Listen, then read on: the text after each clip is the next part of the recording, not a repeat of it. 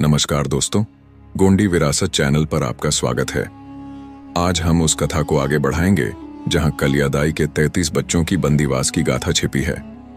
एक दिन कली कंकाली दाई के 33 बच्चे बिना बताए आश्रम से बाहर निकल गए। वे नीलकोंडा पर्वतीय मालाओं में खेलने गए थे, लेकिन शाम होते होते आश्रम का रास्ता भटक गए। वे 5 दिनों तक कोयली कछाड़ पर्वतीय क्षेत्र में भटकते रहे। नदी नालों के किनारे कंदमूल खाकर गुजारा करते रहे। 5वें दिन भटकते हुए उनकी मुलाकात सिंगारदीप के तत्कालीन राजा शंभू गौरा से हुई। बच्चों की दयनीय हालत देखकर शंभू ने उन्हें अपने पास बुलाया और उनका नाम पता पूछा। बच्चों ने अपना परिचय और भटकने की बात बताई। शंभू गौरा ने दया करके उन्हें अपने निवास पर ले जाकर खाना खिलाया। खाना खाने के बाद वे सभी बच्चे गौरा माता को घेर कर बैठ गए और दूध मांगने लगे, क्योंकि उनकी अपनी दाई कली कंकाली भी उन्हें खाना खिलाने के बाद दूध पिलाती थी।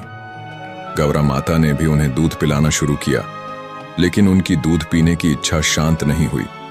गौरा माता के मना करने पर भी वे उनसे लिपट गए और दूध मांगते रहे। गौरा माता परेशान हो गईं और बच्चे उनसे लड़ने झगड़ने लगे। शंभू क्रोधित हो उठे। उन्होंने उन बच्चों को रस्सी से बांधकर कोयली कछाड़ लोडगढ़ पर्वतीय मालाओं में स्थित एक गुफा में 12 वर्षों के बंदीवास का दंड सुनाया और उन्हें गुफा में बंद कर दिया। गुफा की रक्षा के लिए एक हिंसक गरुड़ को तैनात किया गया और उसे यह हिदायत दी गई कि जब तक कोई सद्गुणी महापुरुष उन्हें रिहा करने नहीं आता, तब तक उन्हें किसी भी कीमत पर मुक्त न किया जाए। सिंगारदीप का स्वामी शंभू शेख सभी जीव जगत का राजा था और उसके आदेश का पालन करना गरुड़ का परम कर्तव्य था। कोया वंशीय गोंड समुदाय में इस घटना से जुड़ी एक और किंवदंती भी प्रचलित है। इसके अनुसार जब बच्चे गौरा माता को दूध पिलाने के लिए परेशान करने लगे, तो गौरा ने शंभू से बच्चों को उससे दूर करने के लिए कहा। शंभू ने उन्हें पकड़ने की कोशिश की, लेकिन वे सफल नहीं हो पाए। तभी शंभू के दिमाग में एक विचार आया। वह जीव जगत के स्वामी तो थे ही, उनके पास उस वक्त एक घोरपड़, एक प्रकार की छिपकली थी। शंभू ने उस घोरपड़ को बच्चों के पैरों के पास छोड़ा और जोर से चिल्ला उठे, घोरपड़, घोरपड़, पकड़ो पकड़ो। सभी बच्चों का ध्यान घोरपड़ की ओर केंद्रित हुआ। शंभू के आदेश पर वह घोरपड़ वहां से निकलकर बाहर भागा। सभी बच्चे उसे पकड़ने के लिए उसके पीछे दौड़ पड़े। वह घोरपड़ कोयली कछाड़ पर्वत की गुफा में प्रवेश कर गया और उसके पीछे सभी बच्चे भी उसमें प्रवेश कर गए। शंभू शेख भी उनके पीछे पीछे दौड़ते हुए गए और उस गुफा के प्रवेश द्वार को एक बहुत बड़े पत्थर से ढक दिया। इस तरह बहुत ही योजनाबद्ध तरीके से शंभू ने उन बच्चों की परेशानी से गौरा माता को मुक्त किया। रायतार जंगों की शंभू से भेंट, कली कंकाली के कालाल और भूताल बच्चे जब आश्रम में नहीं लौटे, तो जंगो रायतार के आश्रम में हड़कंप मच गया। उन बच्चों के पद चिन्हों की खोज करते हुए जंगो रायतार नीलकोंडा पर्वतीय मालाओं से कोयली कछाड़गढ़ पर्वतीय श्रृंखलाओं की ओर निकल पड़ी।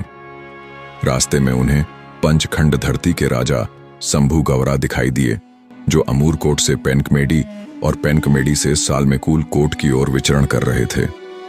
जंगो माता ने उनसे प्रणाम कर अपने बच्चों का पता पूछा, जो उनके पद चिन्हों के निशान के अनुसार उसी ओर आए थे। तब शंभू ने जंगो माता को जानकारी दी कि उनकी मुलाकात कली कंकाली के बच्चों से हुई। गौराजी ने उन्हें पेट भरकर खाना खिलाया, लेकिन वे इतने नटखट थे कि उन्होंने गौरा को परेशान करना शुरू कर दिया। इसीलिए उन्हें 12 वर्ष के बंदीवास की सजा सुनाकर कोयली कछाड़ गुफा में बंदी बना दिया गया है। उन्हें उचित शिक्षा प्रदान करने के लिए एक अच्छे ज्ञानी और सद्गुणी मुठवा की आवश्यकता है। उन बच्चों की सुरक्षा के लिए एक हिंसक गरुड़ की नियुक्ति की जा चुकी है, जिसे सद्गुणी और सदाचारी पुरुष ही अपने वश में कर बच्चों को मुक्त कर सकता है। यदि कंकाली के बच्चों को जल्दी मुक्त करना है, तो सद्गुणी पुरुष की तलाश करना अनिवार्य है। साधारण मनुष्य को गरुड़ अपना भक्ष्य बना सकता है। शंभू शेख से बच्चों की मुक्ति के संबंध में जानकारी लेकर जंगो माता अपने आश्रम में भूताल बच्चों को लेकर आईं, लेकिन उनके साथ कालाल बच्चों को नहीं देखकर कली कंकाली ने उनके बारे में पूछा। जब उसे पता चला कि कालाल बच्चों को शंभू ने कोयली कछाड़ गुफा में 12 वर्षों की सजा सुनाकर बंद कर दिया है, तो वह क्रोध से लालबुंद हो गई और उसी वक्त उन्हें मुक्त करने के लिए वहां से निकल पड़ी। रास्ते में उसे एक शेर दिखाई दिया। उस वक्त कली कंकाली ने विकराल रूप धारण कर लिया था। उसके जिस्म में इतनी शक्ति संचारित हो गई थी कि उसने अपनी शक्ति के बल पर शेर को अपने कब्जे में कर लिया और उस पर सवार होकर वह शंभू की खोज में आगे बढ़ी। कोयली कछाड़गढ़ पर्वतीय मालाओं में उसे शंभू घवरा भ्रमण करते हुए दिखाई दिए। उन्हें देखकर कली कंकाली और भी सशक्त हो गईं। उसने शेर को शंभू पर हमला करने का इशारा किया। कली कंकाली का आदेश पाकर शेर ने शंभू पर छलांग लगा दी और उसे अपने पंजों के नीचे दबोच लिया। उस वक्त शंभू को कुछ भी सूझाई नहीं दिया।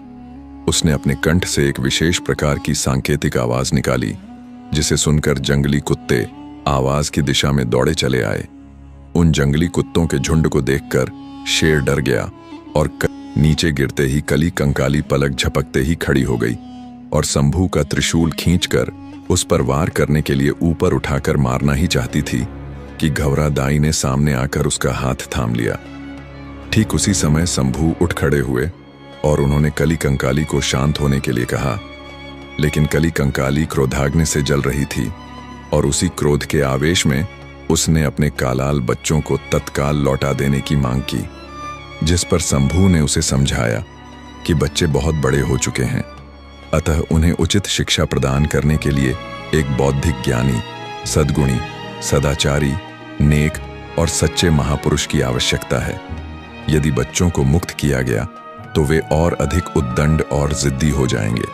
इसलिए जब तक उचित व्यवस्था नहीं की जाती तब तक उन्हें इस प्रकृति के बाहरी वातावरण से अलग रखा जाए तो बेहतर होगा। बच्चे माता की कोख से जन्म लेने पर बचपन से ही उन्हें उचित संस्कारों से ढाला नहीं गया तो वे बिगड़ जाते हैं। यह सुनकर कली कंकाली शांत हो गई, क्योंकि वह स्वयं चाहती थी कि उसके बच्चों को उचित शिक्षा प्राप्त हो, जिससे भविष्य में वे कोया वंशीय गोंड जीवों के समुदाय की सेवा करने के लिए अपना योगदान दे सकें।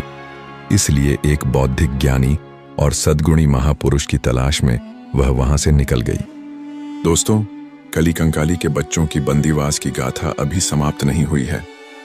अगले वीडियो में हम जानेंगे कि कैसे इन बच्चों को मुक्ति मिली और आगे क्या हुआ।